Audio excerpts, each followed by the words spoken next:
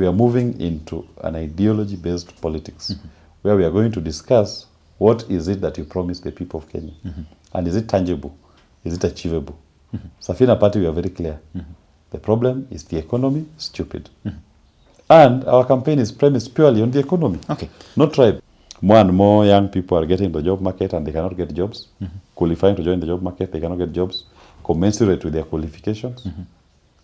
So you expect them to say, we forget about our dire status and just vote because Raila said so. It will not happen. Kenyans are now more critical. That energy that Raila has given William Ruto has its shelf life as well.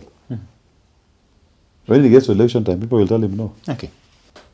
Anybody doing political analysis should be able to see it. The 6-point-something million votes Raila had are not intact. A significant portion has reduced. That's a fact. The 7.1 million votes William Ruto had are not intact. A major significant portion has left him. Not just the mountain region, across the country.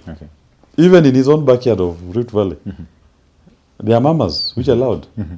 So, if the broad-based people go to election, that will be a coalition of failures.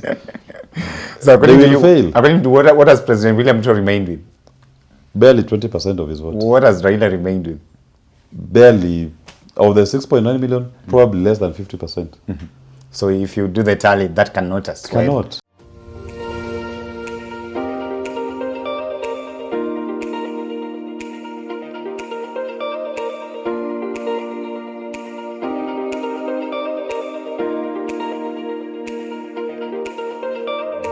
Very good day to you, ladies and gentlemen. Welcome to another episode of the Candy Talk here on Herman Manyora's YouTube channel. Remember, this is Kenya's most comprehensive political and public governance analysis show. This fine evening, I'm joined here by my resident guest, Wakili Willis Otieno. Wakili, how are you? Fine, thank you. Yes. The political temperatures in the country are actually rising. And of course, the president was in Raila Odinga's, I don't know whether to call it bedroom, as it is normally called. That is, of course, Kibra constituency. He was therein, and there is something that he actually said that, come on, let us stop, especially the opposition, stop divisive, retrogressive, and of course tribal politics. He's saying you people are on an early campaign, and therefore you should actually give the government time. When that election period reaches, then you can have it and face him at the ballot. What do you make of Who is the king of on top of cars? Who is the king of on top of cars? He's been doing while campaigns here. On top of vehicles. For him? Here in Nairobi, he was here. He went to every constituency on top of cars, shouting political rhetoric. Why is he feeling uncomfortable? If the heat is too much, get out of the kitchen. How do you know whether he was campaigning? But he was campaigning the political rhetoric. You could hear what they were saying. Okay? Wait, even also you're going to witness when he goes to Homa Bay next week. They are going to turn a national celebrations to be a campaign platform. He's been on a campaign journey ever since the Gen Z revolution. So, who is it to advise anybody? Apply it to yourself. Have you ever seen him go to Harambee House? That's where his office is. Yeah, if it's a time to work, let him go to Harambee House and work from there. Those close to him are saying his style of leadership is different. No. Go to Harambee House and work. See everybody to go to the office and work. The official office of the president at Harambee House, let him go there and work. He says his office is with the people. Is with the people. So even the opposition, the office is with the people. Yeah. So why does he want to stop people from campaigning? So how do we... him is right, okay. It's okay with him to be on top of cars, to campaign and be with the people. But it's wrong for the other side to be with the same people on top of cars. We've not even hit the top of cars, by the way. The only person on top of cars is himself. At least the others I see go to churches, go to functions, talk on media. He's the only person on top of cars campaigning. So he should be advising himself to stop campaigning. Because the rest have not yet hit the ground. We saw Malala trying to go in Western and they disrupted his meeting. The rest of the opposition, we've not started. We are still on the sidelines. We're just talking to people on these respective channels. When we hit the ground, what will we do? We will run away. Him has been on those cars in every province. How do you tell whether the president is actually on his whether official or unofficial function and campaigning? I've told you, let him report to Harambee House. That's the official office of the president. Go and work from there. Me, I don't see where government meetings are done on top of vehicles. Okay. You can use a vehicle to get to your destination and do those things. But you see him on top of cars. The last I checked, there is no file on top of a motor vehicle that will say he's attending to. He can meet people in roundtable meetings. He can meet people in official setups. I'm talking of somebody on top of motor vehicles. That's a campaign. Okay. There is no name you can christen it other than a campaign. He is campaigning. And it's not turning like he expected. What do you make of his description of the political tactics of the opposition? He's talking of retrogressive, divisive, tribal. Those are very strong Who is words. the most divisive and tribal leader that we've had in the history of Kenya, if not him? Yeah, he's describing himself. Retrogressive in terms of our economic development. Look at our economy today. It's retrogressing. Kenyans are poorer today than they were yesterday. Why? Because of his economic policy. So he's retrogressive. Kenyans are being abducted now and more than they were abducted in previous administrations. Who is retrogressive? Even in Moi's worst years, we never saw 80 plus young people killed on the streets like it has been done under his regime. So who is retrogressive? When you talk about tribe, give him a mirror to look at himself on his appointments to senior cadres of public office, where they come from. Okay. And some of them are incompetent. So, he should be given a mirror to look at himself. He's describing himself for your information. He's not describing Kenyans or the opposition. He's describing himself. So the person who understands tribal politics, number one, is William Ruto. He's a legacy politician. That's all they know. Of course, the other legacy politicians also play tribal politics. And that is what Kenyans are going to reject. We are moving into an ideology-based politics where we are going to discuss what is it that you promised the people of Kenya. And is it tangible? Is it achievable? Safina Party, we are very clear. The problem is the economy, stupid. And our campaign is premised purely on the economy, not tribe. So you're not into the tribal arithmetic as he's putting it here? No. We are not. Look at the kind of tactic that President William Ruto actually is saying. You've been on record in this show saying here that the only factor that is keeping him alive, at least politically for now, is Raila Odinga. Of course. But at the same time, we've seen him make those visits. Right now, we are looking forward to witness the function that will be there in Homa Bay.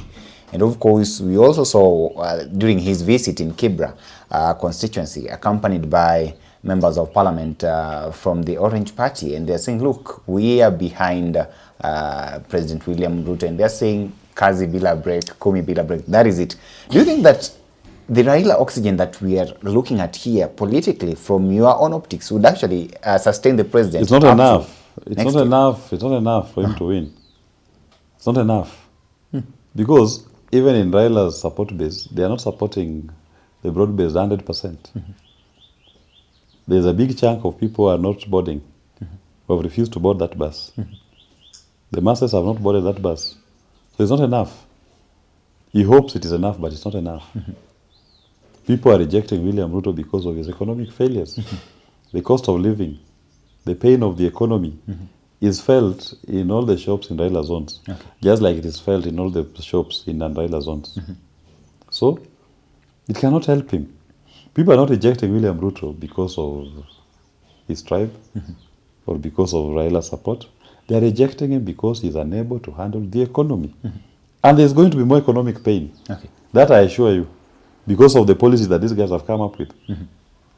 They are going to increase charges, taxes and levies. I promised you last year and I promise you again. The finance bill is out. They are hiding it like weed. But those who've been able to access it, you can see, they've increased taxes, charges, and levies. Yet, the disposable income of Kenyans has not increased. It has actually shrunk. So more and more people are joining the poverty cycle in this country. And that is what is on the ballot. It's the economy on the ballot. It's not tribe. It's not Raila Odinga. It's not William Ruto. It's the economy on the ballot. And you look at all of them and you ask, can this person solve my economic problem? What is his tangible promise to me as a person? If they cannot answer it, then it's a waste of time. They are wasting their time. The Kenyan people will not take it. They will vote them out. and choose a candidate who understands what the problem of today is, which is the economy. I believe your name will be on the ballot in the next general elections. Would you wish away Raila's support if at all it came? I mean, if the support comes as part of liberating the country on the economic front, I will not wish it away. Okay. Because you need to carry the whole country on the economic question. So you'll not wish it away. You'll wish you'll accept it. But if the support is about entrenching tribal politics, then I'm sorry. We'll be in the same problem again. People will be saying there must go. Do you see him as the face of that sort of what you call tribal politics? I've not said Raila is the face because he's not in office. I'll say William Ruto is the face. Okay. And he's the one perpetuating tribal politics. At least for Raila, you can say he's managed to build or try to build a constituency larger than his tribe. For William Ruto, where? There's none. Okay. So why do you believe that even if Raila supports President William Ruto in the next elections, then he will not still win? Just as it is today, Raila Odinga's support base are not boarding the broad-based thing. Today, they are not boarding 100%. There's a big chunk of them who have said no. And why have they said no? It's not like they don't like Raila Odinga as a person. It's because their problem is the economy. And they're not seeing how this administration, this BBG, is addressing the economic problem. So why should they board and support it? For what? When it is causing them economic pain. So that support that Raila had is not being transferred 100% to BBG. Because it is not addressing the economic problem. Then you go to the second tier. People are still in economic pain. Their taxes are being increased. Charges and levies are increased. Their disposable income is shrinking. More and more young people are getting the job market and they cannot get jobs. Qualifying to join the job market, they cannot get jobs commensurate with their qualifications. So you expect them to say, we forget about our dire status and just vote because Raila said so. It will not happen. Okay. Kenyans are now more critical. That energy that Raila has given William Ruto has its shelf life as well. When he gets to election time, people will tell him no. Okay. A Lagos Songa member of parliament, Samuel Atandi, says, look, it's high time we stop blaming the president and sat down to work because all of us are in this country, we all pay taxes, and therefore we should face our challenges as a nation and stop loading all our problems on one individual. Modern day Mulumut is here. Because no one has stopped anybody from working, by the way. In fact, the administration is working. They are actually working. They come up with policies and legislation every year. It is those policies and legislations which, when they implement them, are causing economic pain. Okay. Their heads cannot come up with ideas, policies, and legislations that can ease the economic pain on the people of Kenya. Can lessen the burden that Kenyans are facing. So they are working. We are simply saying the work you are doing is failing. It is failing because it's not addressing our challenges. It is actually causing us more pain. Okay. I don't see anybody who has ever, I've not seen a Kenyan going to a government office to block it. Kenyans have never blockaded the government offices. They have been working. They were in parliament when they were passing that finance bill. It was passed in parliament, that retrogressive finance bill. It was in parliament where it was passed. Okay. Who stopped them? Even when Kenyans were crying to don't pass it, they passed it. So who has stopped them from working?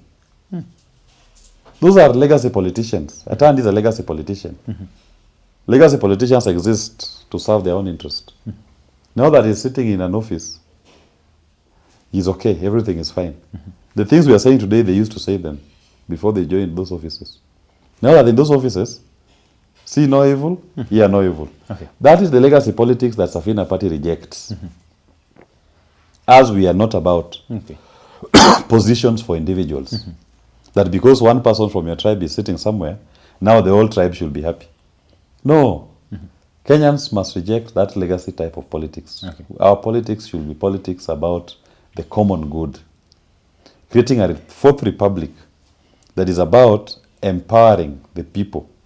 And you don't need to have your tribesman in a high office for you to self-actualize economically, for you to achieve your economic potential. No. Because the policies that are made should apply to all Kenyans irrespective of their tribes. That is what Safina Party is about. Okay. And that is the complete difference between us and legacy politicians. Legacy politicians will want you to say, since now the big man from our village is in office, we are all happy. We forget about our problems. We must reject legacy politics and chart a new path.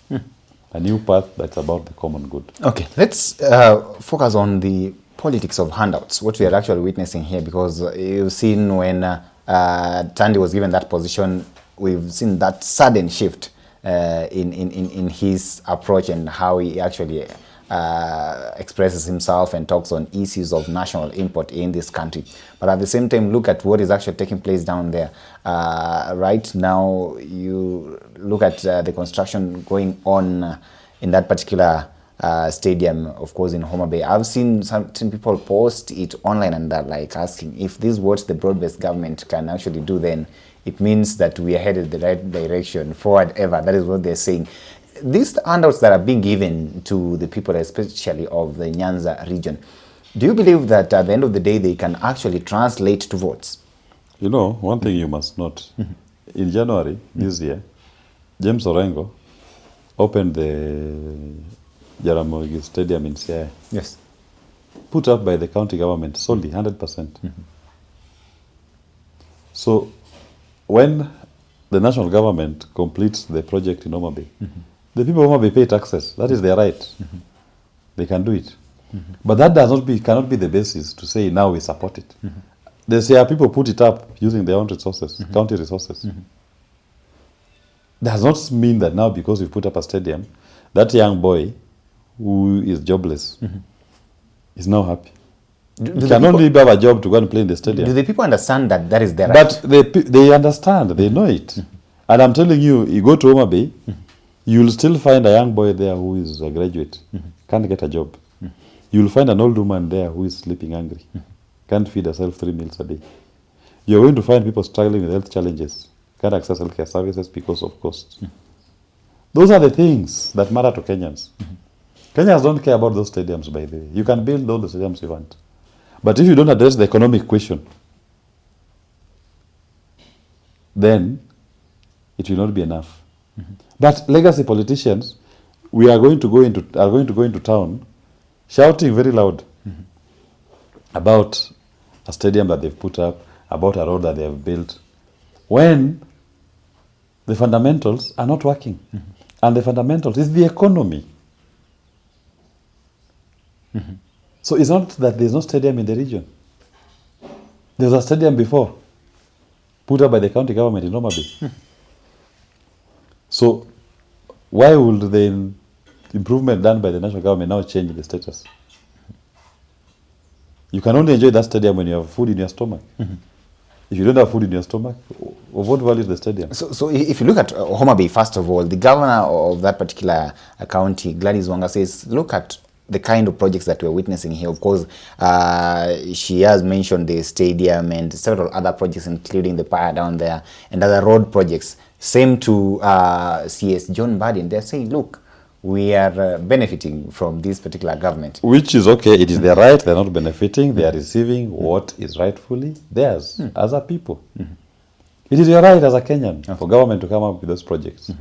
But fundamentally, it is also your right that a government should develop economic policies that improve your lives. That's why people vote for governments. Nobody's voted for to go and put up a stadium. You hope for better life. So the fundamental question will still be the economy. Despite putting up that stadium, it will still be the economy. As the economy of the people of Homa Bay improved, if it has improved, then they can claim the support and they will get it. But if the state of the economy of Homa Bay is still the same as the state of the economy of the rest of the country, then they will also vote according to what the rest of the country will be saying. Leave alone the divisions we are witnessing in the Orange Party, but then majority of those members of parliament who are down there are actually speaking the broad-based language. But because they follow Raila Odinga, he's their leader. Okay. And they signed an MOU with William Ruto. So what do you expect them to say? No, what do you expect them? It is known that region, people hands are carried to be elected. So the MPs, you expect them to be causing up to Raila Odinga to give them a favorable eye when the time for elections come. But this time they will be shocked, I assure you. The public anger that I witnessed in the entire country, they will be shocked. They are the MPs who have been voting for these repressive laws that harm our economy. They will be shocked. They will not be able to surmount that energy when the time comes. Having arguably lost the mountain region, it seems like when I look at President William Ruto and his tactics, he's shifted his focus now to the Nyanza region, and that is why we are actually witnessing this. According to you, how easy do you think it will be, or how difficult will it be for these members of parliament to actually sell President William Ruto in that particular region and earn him votes? To begin with, the votes in Nyanza region are not the same as the votes in Central. That's a fact. Okay. So those votes in Nyanza cannot replace the votes of Rift Valley and make it enough for William Ruto for second term. So it's number one, and botched mission. Number two, he cannot get that vote wholesome. Even with the support of Raila Odinga, he will not get it wholesome. There will still be a significant number of people of that region who will not vote for this government. For the simple reason, as I've said, they have messed up the economy. So it doesn't matter whatever projects It doesn't matter whatever projects, it doesn't matter whichever person he appoints to a position. For as long as people are still feeling economic pain, they will not vote in support. A significant number. Of course, there will be some notable numbers that will support because they are somewhere close to the big man. They are enjoying the goodies. But those who are not reaching the big man and cannot enjoy the goodies, why would they vote for it? When they are suffering from the economic, and they are the majority. They are the majority who are feeling the economic pain. And let no one lie to the people of Homa Bay that their support alone is enough for someone to be elected president. You need the rest of the country. This is a journey that involves all Kenyans, not a particular region. So all Kenyans must, in one unison, say that we are seeing an improvement. And if no Kenyans are not seeing it, too bad for William Ruto. The die is cast, man. He's out. Okay. He's out. Let's wait and see what actually happens. But of course, the president is heavily banking on that area. You're saying the numbers are not as favorable as compared to the central side. Just numbers alone. Look at the register of voters. 35% of registered voters come from the Mountain Kenya region. They constituted 53% of William Ruto's votes in the last election. The Nyanza region accounts for around 13% of registered voters. And ask yourself why Uhuru Kenyatta, when he was campaigning against Raila, he will campaign just here in Central, Nairobi, go to Rift Valley, come back to Nairobi, Kiambu, Nyeri, Nakuru. Why? And yet Raila had to camp in the entire Nyanza region, do all the 4 counties, go to Kisii counties, go to Coast, spend 3 days, go to Northeastern, Garissa, Mandera, go to Tana River, go to Moyale, Marsabit, Isiolo. Why do you think Raila had to cover the entire country campaigning? When Uhuru was just campaigning here in Central, Nairobi, and parts of Rift Valley. Why? Because he knew what votes he had. He started the contest, 35% registered voters from Mountain region, and he had 11.7% registered voters from Rift Valley. So he was starting the campaign at 46%. Raila Odinga was starting at 13%. He had to get all lawyers, Western vote, he had to get all Kamba votes. That is what gives him 36%. So off the blocks, Uhuru had a 10% advantage over him. So he had to go to every village. Uhuru never went to Mandera to campaign. Never went to Tana River. Why? Have you ever asked yourself that question? Never camped the course for 5 days. Why? Because the basket of Raila was empty. So he has to go to every village to fill the basket. And that is why he got close to close to 7 million votes. No, I'm saying we are looking at the example of 2017. Yeah. 2013. Okay, 2017, 2013. And then when I now take you back to 2022. The basket was empty. So for President William Ruto, he may be looking at it as simple as this and say, look, this guy got close to almost 7 million votes. For him, it's like, once I have Raila on this other side, even if I lose the mountain, Is I have Kalonzo, no, those it's votes. very simple. Kalonzo was contributing a huge portion of that vote. Is he still with Raila? Not really. So why are you still? It's basic. But even if you remove If you remove Kalonzo, Raila's votes have reduced. Does he still control the Western Bloc like he did before? But at least the Western... No, does he control He doesn't control it. He doesn't control, so it has reduced. So it's negative. Does it still control the Kisi votes? You play legacy politics. Okay. Does he control the Kisi votes like he did before? He didn't even control... No. He didn't control the Kisi votes in 2022. Does he control the Kisi votes like he controlled it He before? doesn't. He doesn't. So it has negative again. So, your own arguments, that vote that he had, the 6 point something million, you've taken out the Kalonzo votes, you've taken out a significant portion of Western, you've taken out a significant portion of Kisi votes. So where? On the Western side, where are you taking them to?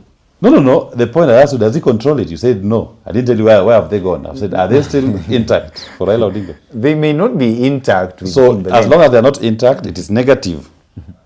You see, so a portion of them have left, right? So what I'm simply telling you is that the votes that he had are not solid. Part of it is gone. Okay. That's a fact. Okay. So if you're relying on those votes for William Ruto, who has lost a minimum 53% of the people who took him in, and the replacements cannot fill the gap, you are wasting time. Okay. That is pure and simple. That is simple arithmetic. Anybody doing political analysis should be able to see it. The 6 point something million votes Raila had are not intact. A significant portion has reduced. That's a fact. The 7.1 million votes William Ruto had are not intact. A major significant portion has left him. Not just the mountain region, across the country. Okay. Even in his own backyard of Rift Valley. There are mamas, which are loud. So, if the broad-based people go to election, that will be a coalition of failures. So according They to will fail. According to what has President William Ruto remained with? Barely 20% of his vote. What has Raila remained with? Barely. Of the 6.9 million, probably less than 50%. So if you do the tally, that cannot as well take It's the not president enough. to 20... And I'm telling you, even whatever Raila has remained with, I don't see it going to support William Ruto 100%. Okay. It's not. Let's wait and see. Meanwhile, the president has said that you stop early campaigns anyway. And we urge him to get out of on top of motor vehicles. Ladies and gentlemen, thank you for watching. Weigh in and tell us what you actually think. Allow me to stop this conversation for now. Till we have it again, have yourself a lovely day. My name is Evans Okinyi.